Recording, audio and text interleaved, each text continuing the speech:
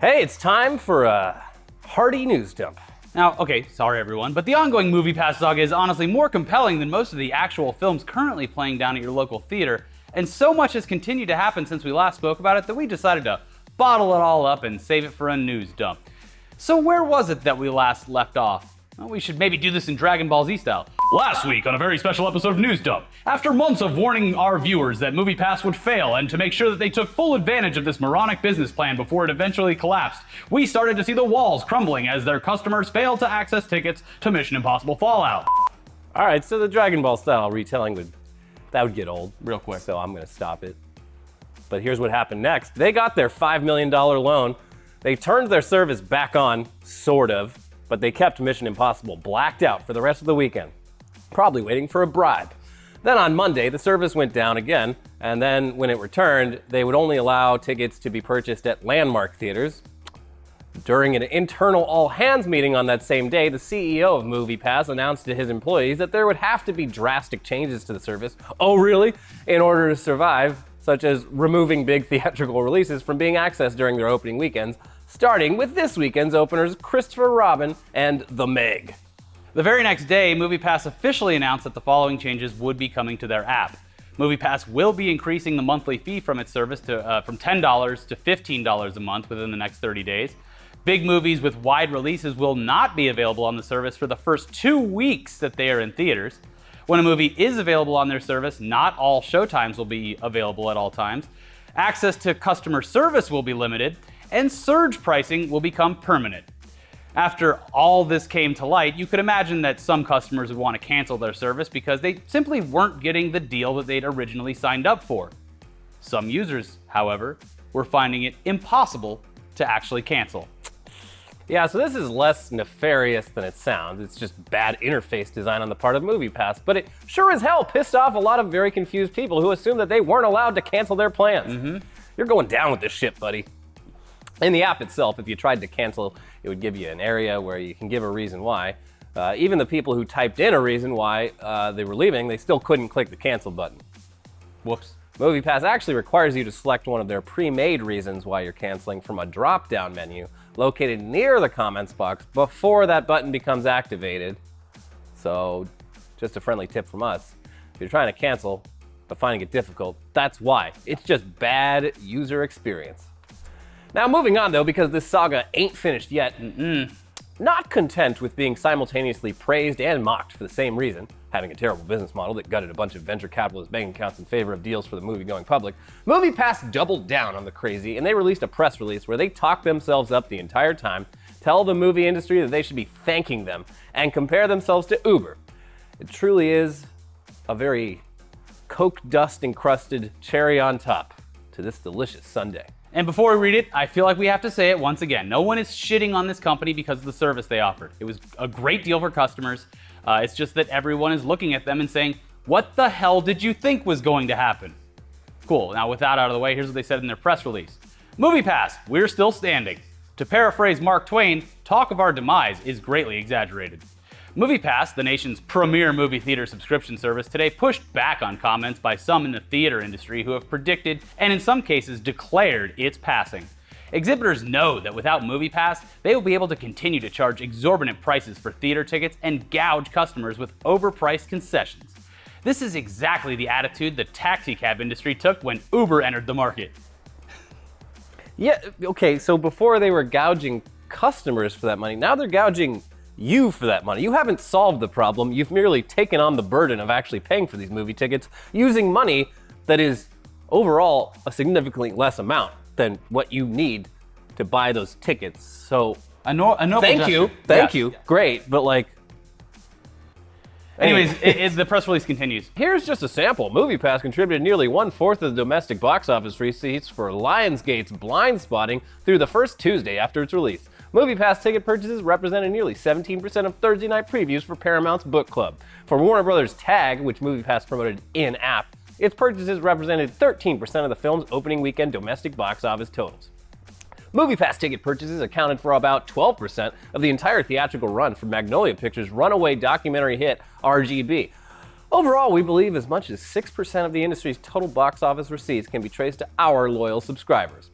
It's clear that because of MoviePass, more people are seeing more movies at fair prices. Instead of wishing us away, the industry, particularly the independent film producers, should be congratulating and supporting us. Absent MoviePass, exhibitors are fighting to preserve profits in a declining box office environment. That's the doomed strategy. That's bold. That's the doomed strategy. Yes, we're going through a rough patch, not unlike what other disruptive enterprises experienced in their early days. Much of our issues can be attributed to the unprecedented growth in a business that just 12 months ago did not exist. Whoa, wow. That's that. To quote another word you use only in this context, they're pivoting this whole thing. Yeah. Sure, yeah. Now, the framing of this as them falling on the knife for the consumer, it's bold, it's accurate. It's Christ-like. It's boneheadedly impressive. Yeah. Thank you, MoviePass. You acknowledge that you've sacrificed millions of dollars to force a positive change in the movie industry. Thank you for that. It's going to be sad to see you go, but you're already halfway out the door. How long can you hold on to the frame as you're pulled away? That's anyone's guess. But thanks for everything. Who's coming with me?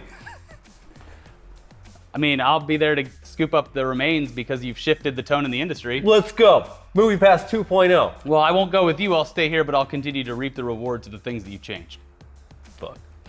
Now, okay, once again, let's move away from the movie theater business side of things and into the movies themselves with this very strange, yet very intriguing set photo from a movie that is still totally happening, Sonic the Hedgehog.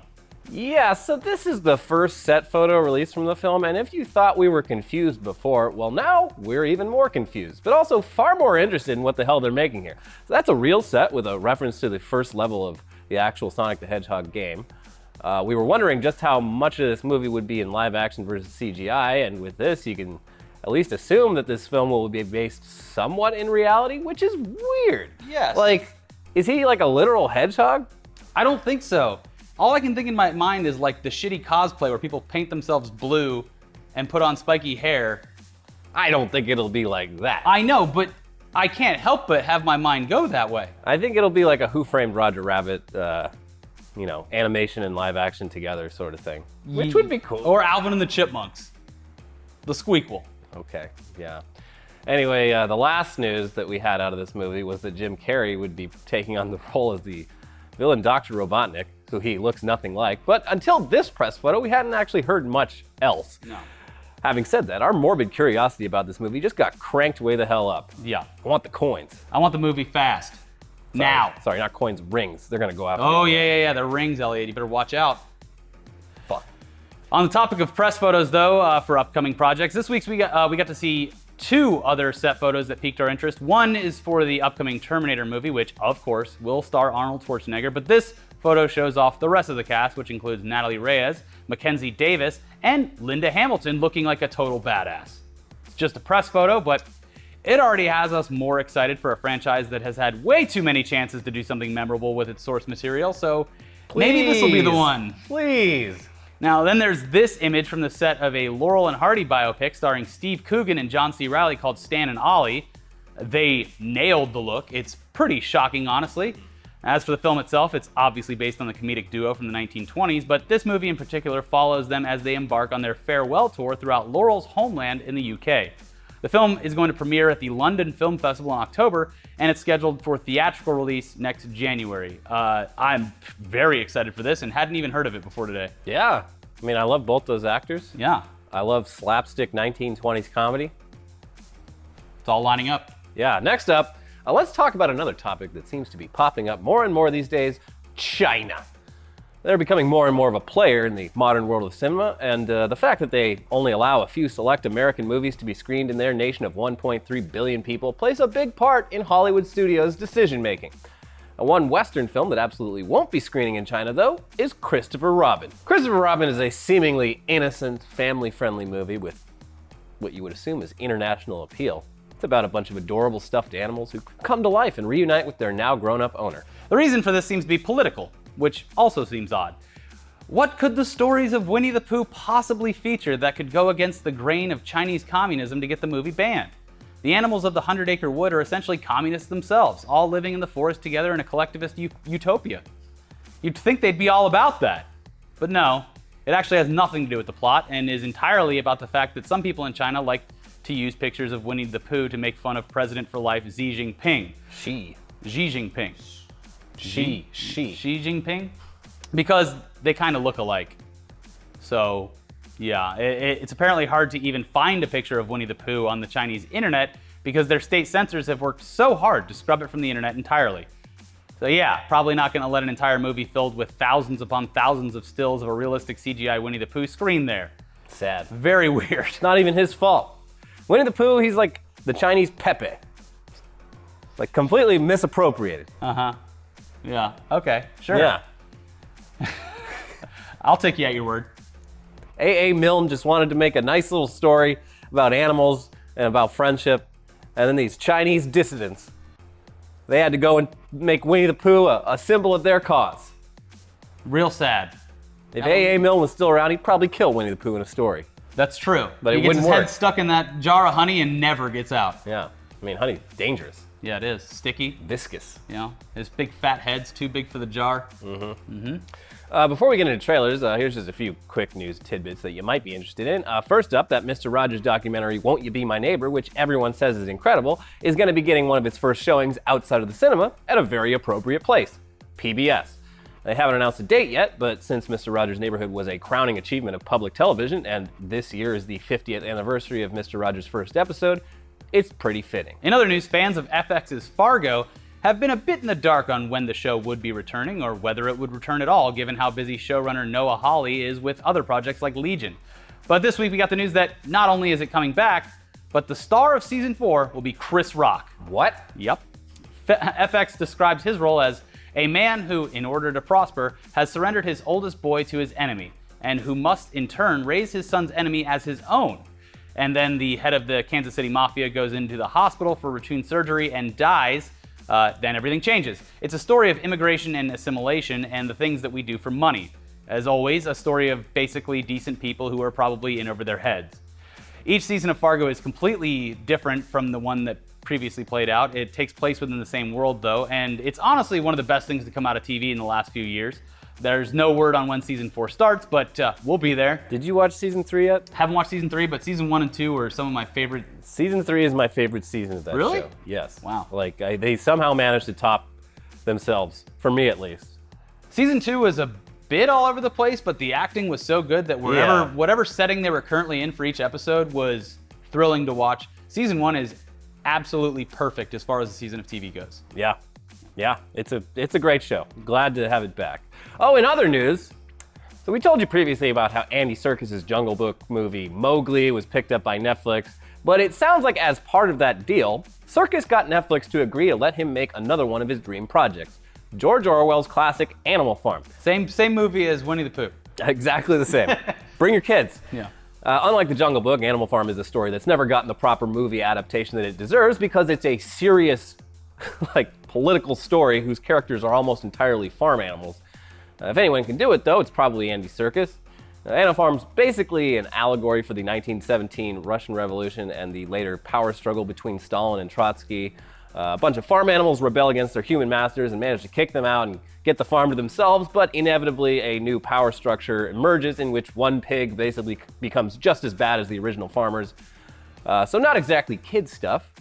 Hopefully Andy Serkis is able to strike the right balance between the visual effects and actually telling the story well. Will the animals be able to keep that windmill up this time? You'll find out. I think that's what it was, a windmill or a silo or something that kept getting destroyed. It's been a while. Yeah. I had to read it in high school. It has been a while. Yeah, I read it in high school. This week wasn't exactly filled with trailers. In fact, it might have been the most dead week of the year for trailers. The movie business pretty much blew their loads for Comic-Con with comic book movies and Oscar bait throughout July, so there's not much left to promote right now. We did, however, get one pretty decent trailer this week for King of Thieves, which stars Michael Caine as the leader of a group of elderly bank thieves who team up to pull off a massive heist of safe deposit boxes. Oh, this is also based on a true story. It actually happened. The 2015 Hatton Garden heist in London was the biggest burglary in English history, with the loot adding up to around £200 million. Anyways, this fictionalized version of the events goes for a slightly more comedic angle, and the casting of Michael Caine in the lead role is especially fitting here since one of his biggest early roles was in the heist film The Italian Job, which came out 49 years ago. Damn. Anyways, He's 85 years old. This comes out pretty soon, September 14th, so right around the corner. Now, aside from that trailer, though, the only other one we got this week is a bit unorthodox. But very, very good. And yes, so Neil Breen is a self-taught filmmaker who funds his very independent films with the money that he earns as an architect. And while some may compare him to Tommy Wiseau, the truth is that Neil Breen is far more prolific and ambitious. If you haven't seen Fatal Findings yet, please do yourself a favor and watch Fatal Findings, preferably in a group of friends with lots of beer and marijuana. Yeah. It's an experience. So his new movie, Twisted Pair, a great title, is actually his 5th movie in just 13 years, and since releasing 2013's Fateful Finding, he has earned his place in the... Oh, it's Fateful, not Fatal? Fateful Findings, I think you're right there. Okay, Yeah. It's one of them. You'll Google it. Since he made that, he has earned his place in the schlock pantheon right next to Tommy Wiseau and Ed Wood. Like Tommy Wiseau, Neil Breen's films often feel like they're written and directed by an alien with only a passing understanding of human interaction, and the tone and even genre are usually just all over the place. So in Twisted Pair, Neil Breen has taken his already high filmmaking ambitions even higher with a science fiction story in which he plays 2 brothers, one good, one bad, who, according to Breen's description, become hybrid AI artificial intelligence entities, yet are torn in different directions to achieve justice for humanity. We're not quite sure what that means, but Twisted Pair is both cerebral and an absolute visual spectacle, featuring special effects that include Breen jumping around like a superhero and standing in front of a green screen background that was probably purchased from a stock footage website. It's wild. It's certainly something, and we cannot wait to check it out whenever it becomes available. Do yourself a favor, watch the entire 6-minute trailer. It's like 4.5. Okay. This is definitely like his magnum opus. Yeah, The other ones were just practice. This is the project he's been wanting to make. This is his Don Quixote. I'll admit, I begged him on Twitter twice to let me just have a walk-on role in this. I was like, I will contribute to the funding of this if I can just walk around in the background just to be a part of a Neil Breen masterpiece. But he never got back to you? No. He also doesn't really know how to use the internet Yeah, that well. Every movie he makes is registered to an AOL.com address. Yeah, I went to the website for this one, and he somehow managed to make it using like a GeoCities template. I didn't even know those were still available. Yeah, and much like Wiseau, he demands you buy the DVD. Yeah, you're not going to find this on Netflix or Google Play or anything. You got to buy it directly from Breen. Sark bought it once, I believe. This was, he tried to buy Fateful Findings on DVD, so he ordered it straight from him, and it came from his personal address, and it was a burned disc, but it was the wrong movie. So the whole Breen universe is very strange, and I think that you'll really enjoy it if you give it a chance. Anyway, that's it for this week's news dump. Yeah. Really just watch that Breen trailer in its full glory to get the full effect. That's a movie that will be enhanced by MoviePass. No surge pricing here. He says he's releasing it theatrically, so I hope there's an LA date. I can only hope. We need to get him, we reignite the podcast with a Breen interview. It would be very strange. I don't know if I, that sounds awkward, and that's a situation that I don't want to really be in. Yeah. But yeah. Anyways, be sure to search up all our shows on all your favorite podcast apps. Look for Internet Today or Weekly Weird News. Give it 5 stars. Give it a subscription, whatever the hell it is you do. Hit up our Patreon, and we'll see you guys soon. Yeah. Bye. Bye.